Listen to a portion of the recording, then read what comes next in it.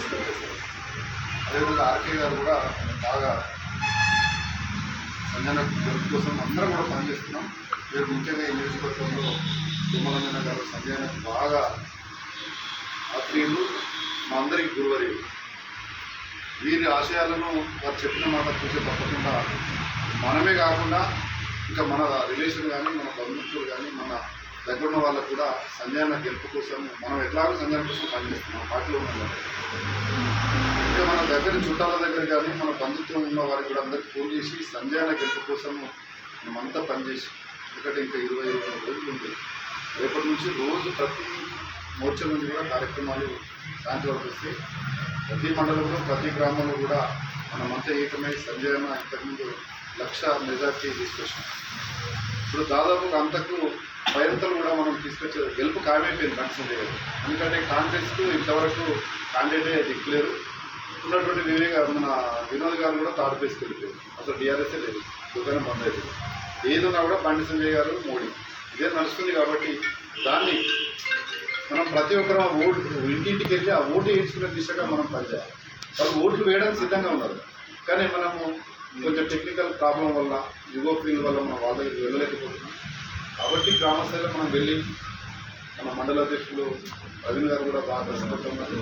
వారితో మనం మమేకమై రోజు 100 మంది, ఎందుకంటే ప్రోగ్రామ్ ఇచ్చేది వాళ్ళ సాయంత్రం వస్తే దాని ప్రకారము కాకుండా ఇంకా మనం కూడా ఎక్స్ట్రా ప్రోగ్రామ్ చేసుకుంటాం. రోజు పొద్దున సాయంత్రం డోర్ టు డోర్ పోతే మన బీజేపీ కేవలం కాల్చుకున్నాం. స్థానిక ఎలక్షన్ బాగా కష్టపడతాం. సర్పంచ్ పోటీ చేసిన పొద్దున సాయంత్రం ఏం పడలేదు అన్న అంటే వాళ్ళు పోవడానికి ఎంత పోసేయాలి అన్న పరిస్థితి ఉంటుంది. కాబట్టి మన ఊళ్ళో 10 మందిని వేసుకొని మీకు ఇచ్చే ప్రోగ్రాం కాకుండా మనం కూడా ప్రోగ్రామ్ తీసుకొని చేసినట్టయితే ఇంకా మంచిగా ఆలోచన.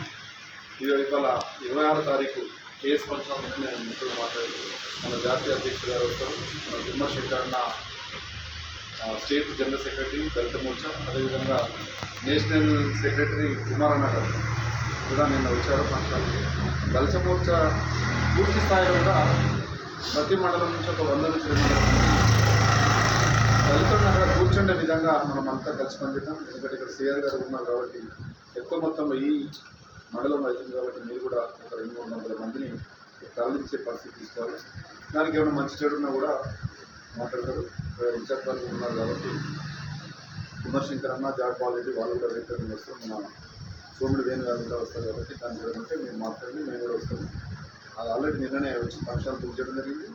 దానికంతా మనం కలిసికట్టుగా బండి సంజయన నాయకత్వంలో పనిచేసి సంజయనని ఈసారి మనము రెండోసారి ఎంపీగా గెలుచుకున్నట్టయితే సెంట్రల్ మంత్రి అవుతాడు. మనము ఈ నియోజకవర్గంలో పార్లమెంట్ పరిధి కూడా అభివృద్ధి చేసుకోవడానికి మంచి శుభసూచకం. ఈ రోడ్డు కూడా మనం చాలాసార్లు పాదయాత్ర చేసినాము.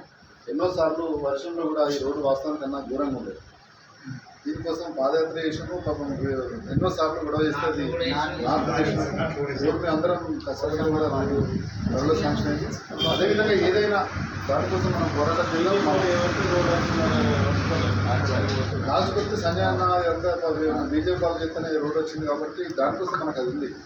మనం అభివృద్ధి కోసము ప్రశ్నించే కొద్దిగా బండి సంజయ్ గారు ఉన్నారు కాబట్టి వాళ్ళ వెనుకలు మనం ఉండి ముందుకు నడిచే విధంగా సంజయ్ అన్నని గెలిపించే దిశగా మనం అంతా కలిసికట్టుగా పరిచేద్దామని చెప్పి మా యొక్క సీనియర్ నాయకులు మా గురుగారు ఉన్నారు. వాళ్ళ మాట పూజ తప్పకుండా పనిచేసి వారు ఆర్కే రామకృష్ణ గారు కూడా పనిచేస్తున్నారు. కాబట్టి మన ఇన్ఛార్జి ముత్తాల జగన్ రెడ్డి గారు కూడా ఉన్నారు. కాబట్టి వాళ్ళందరినీ మనం తీసుకొని ఒక 20 రోజులు కొన్ని పనులు పక్కన పెట్టి, ఎందుకంటే మనం అందరూ వ్యవసాయం చేసుకుని జీవించే వాళ్ళు ఉంటాం కాబట్టి కొంచెం అడుగులు తగ్గించి మనం అంతా కలిసికట్టుగా పనిచేస్తాం.